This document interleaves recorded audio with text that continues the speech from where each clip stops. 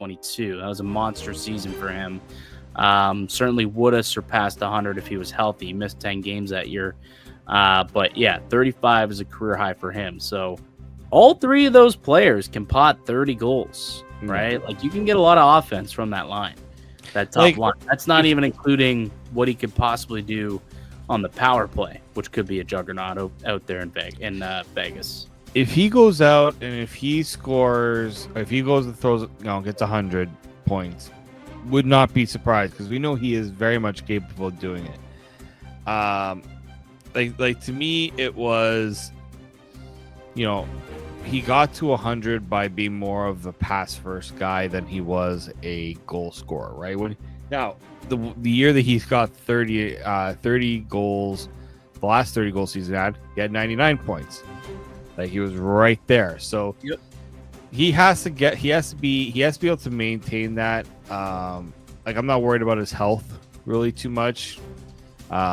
Staying healthy in Vegas. I mean, Vegas has always had issues with keeping guys healthy.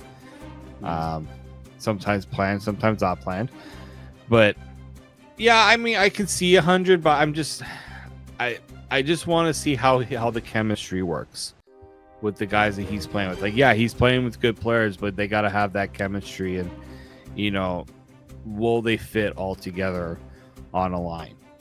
Yeah, the drop off from Matthews to Eichel is not that significant, right? It's not that significant. So I think that there's certainly, he's saddled up to a pretty solid player. Like, moving on from Matthews to Eichel, not too shabby for him, and into a better situation where he doesn't have to be worried about, what'll happen with his family. He doesn't have to be worried about, Leafs Nation trying to come after him in the media. There's less media, there's less stress, less pressure. And, I think that if Marner can just play free, that's when he's at his best. I think he'll be able to do that far more in Vegas, which is ultimately why I think that I think he's going to have a career year. I think he's going to set personal highs this season in the points department, both in the regular season and in the playoffs, Dave. I think we see Mitch Marner post regular, playoff numbers this year. And it's going to hurt Leafs Nation. It's going to hurt Leafs Nation to see Marner go off and perform in the postseason. But I think we see it happen, dude. I really do think that it could happen. Go ahead. Yeah, I'll say this about the playoffs, because the playoffs are actually the one area where he's put up points, but is it just about playing in Toronto and the pressure? That's the thing. Early in the postseason, he's put up points. Those games 5 through 7. Yeah, that's where that's to me. I don't think it matters where he plays. There's always going to be that pressure in those high stakes games. Yes, Toronto, it does seem immense. I don't know if it's like Vegas is still going to have that pressure. There's still going to be that, can he get it done, or can they get it done? I know Vegas has won before. Maybe that the pressure of that, he doesn't have to deal with the whole 1967 stuff anymore. Yeah. But there's still pressure to up your game when other players, like if he's going up against a Leon Draisaitl or Connor McDavid in games 5, 6, and 7, where we're putting our money on in those games, like who we believe is going to come out on top. He's got to be able to show that he can step up above that in those moments. So that's where I remain a little skeptical on that. So there is a FanDuel special. You go to player specials on FanDuel. Mitch Marner versus Austin Matthews head-to-head. Who has more points? Who would you bet on, Mitch Marner or Austin Matthews? Ooh, points? I would probably give it to Marner. He is favored at -142, so quite heavily favored to have more points. His over-under is set at, as you mentioned, I think 94.5. Austin Matthews over-under set at 89.5. So the betting world, the sports book here on FanDuel, our great sponsor, sees a dip in production for Matthews without Marner. Not as much of a dip with Marner without Matthews. But we'll see. That's why I play the games. We'll see how it all works out. All right, we'll take a quick break. We'll come back. Some other news and notes from around the NHL, from around Canadian orientation camp. That's next here on the Locked On Leafs podcast.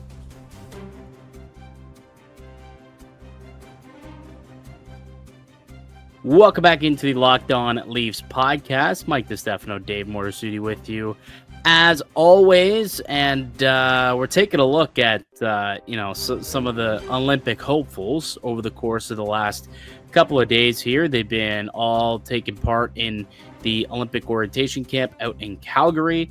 John Tavares, the lone Maple Leaf on Team Canada, taking part in that. He is not considered.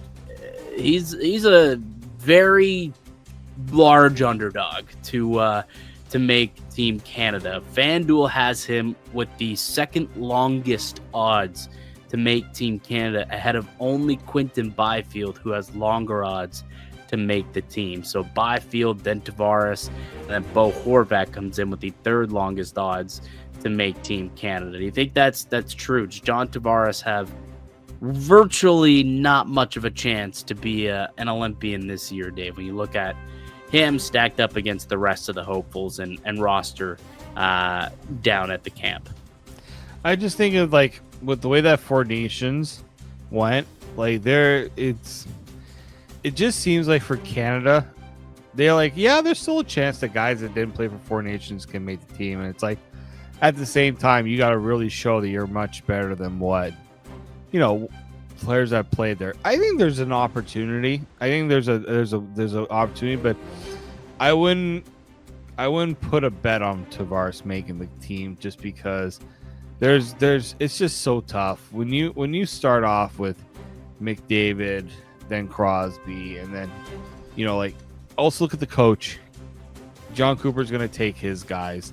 There's nobody batting as much for John Tavares, because like we see it with George with Doug Armstrong, with Jordan Binnington and those guys there.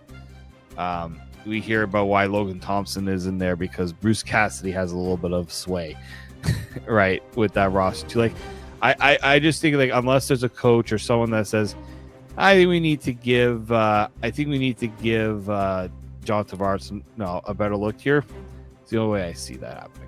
Yeah, and there's enough leadership on the group where I don't think his leadership and his him being a veteran of the team really holds much weight. Like, you're gonna have Marchand there, you're gonna have Sidney Crosby there, you're gonna have Connor McDavid, obviously. So you've got leadership all throughout the lineup. You don't necessarily need to have a guy like Tavares to be the old man, the elder statesman of the room. There's going to be those guys. So he's going to have to make it onto the team the true old-fashioned way, and that's by beating out everybody else with his skill. And he's got an opportunity, he's got a chance. That's why he was invited to the camp.